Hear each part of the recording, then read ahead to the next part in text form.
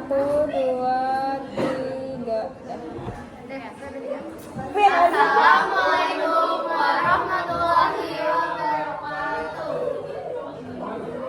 Oke, assalamualaikum teman-teman. Kita dari kelompok 1 akan mempresentasikan materi mengenai perdagangan internasional. Perkenalkan, sebelumnya saya Abdul Jubrana dari absen 18. Saya Wiliska absen 7. Saya Dinda Zara absen 17. Saya Muhammad Bukhtar absen 27. Pengertian perdagangan internasional adalah kegiatan jual beli barang dan jasa yang dilakukan antara dua negara atau lebih. Nah, perdagangan ini terjadi karena adanya perbedaan sumber daya, teknologi, tenaga kerja, dan kebutuhan di setiap negara. Tujuannya yang pertama adalah memenuhi kebutuhan yang tidak terpenuhi. Yang kedua, meningkatkan efisiensi investasi. Yang ketiga, meningkatkan devisa negara. Yang keempat, memperluas pasar dan meningkatkan keuntungan. Yang kelima, menjaga kestabilan harga dalam negara. Keuntungan yang berisi, pertama, meningkatkan devisa negara. Dua, memperluas pasar dan meningkatkan produksi. Tiga, memenuhi kebutuhan yang tersendiri di dalam negeri. Empat, meningkatkan efisiensi investasi. Lima, meningkatkan lapangan pekerjaan. Enam, memperluas tenaga kerja. Tujuh, transfer teknologi dan inovasi. Ada faktor penghambat, norma kebijakan proteksionisme, penerapan tarif, bea masuk, ekspor impor oleh suatu negara untuk melindungi industri domestik. Contohnya, Amerika Serikat menerapkan tarif tinggi pada benda impor untuk melindungi industri lokal. Kedua, perbedaan regulasi dan standar. Setiap negara memiliki standar kualitas, keamanan, dan regulasi yang berbeda sehingga sulit bagi manufaktur untuk melindungi. Contohnya, Eropa memiliki standar keamanan pangan yang ketat sehingga beberapa produk dari negara lain dapat ekspor ke.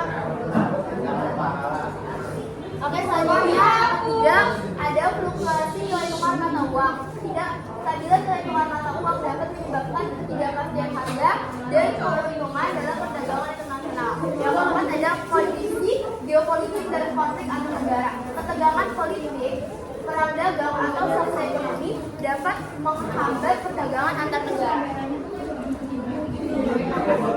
Oke, selanjutnya ada faktor pendorong. Yang pertama ada perbedaan sumber daya alam. Setiap negara memiliki sumber daya alam yang berbeda-beda. Misalnya, Indonesia kaya akan hasil pertanian dan perkebunan. Lalu ada perbedaan iklim dan geografis. Faktor iklim dan faktor geografis mempengaruhi jenis barang yang dapat diproduksi oleh suatu negara.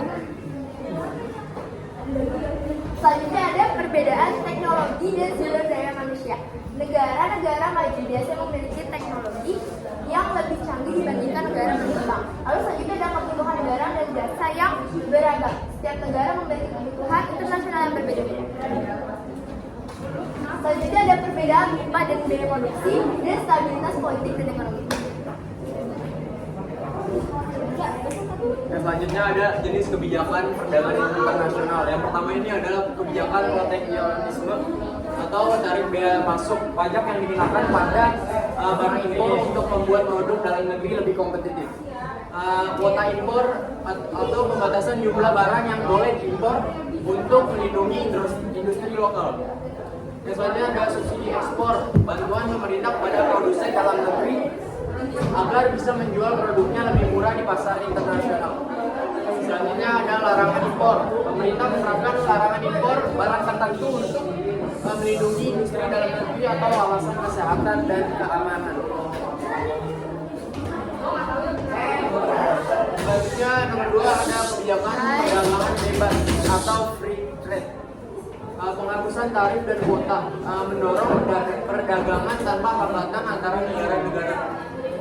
Perjanjian perdagangan bebas atau FTA, kesepakatan antara pedagang untuk menghilangkan atau mengurangi hambatan perdagangan seperti ASEAN Free Trade Area atau AFTA dan perjanjian perdagangan bebas Indonesia EFTA.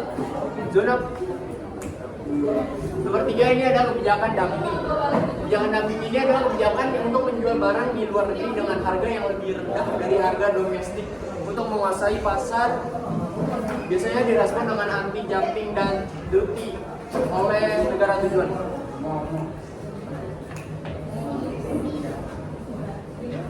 Selanjutnya ada dampak positifnya. Pertama, dapat meningkatkan perekonomian satu negara. Kedua, dapat meningkatkan kualitas hidup melalui transfer teknologi.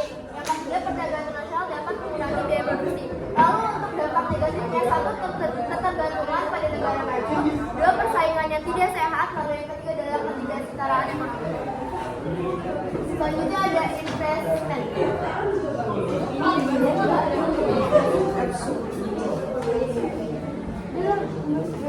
Oke, sekian presentasi dari kelompok kami. Apakah ada yang bertanya? Apakah ada yang bertanya? Oke. Silakan Cici, mau nanya apa? Bagaimana perdagangan internasional mempengaruhi kenaikan harga? Oke. Apa ada lagi yang mau bertanya? Oke, Bella. Apa keuntungan dan kerugian globalisasi dalam perdagangan internasional? Oke, teman-teman, kita diskusikan dulu ya 5 menit.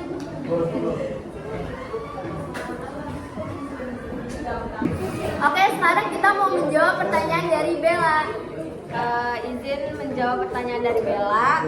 Apa sih keuntungan dan kerugian globalisasi dalam perdagangan internasional?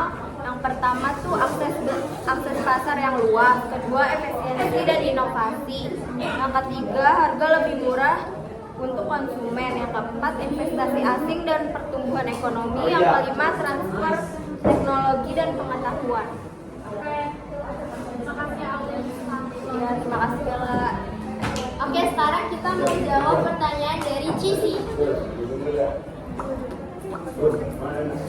Oke, aku mau jawab pertanyaan Cici. Mengenai perdagangan internasional terhadap tenaga kerja di suatu negara. Dampak positifnya itu peluang kerja baru, peningkatan upah dan standar hidup, peningkatan keterampilan. Dan dampak negatifnya persaingan tenaga kerja, deindustrialisasi, eksploitasi dan buruh murah, dan ketimpangan keterampilan.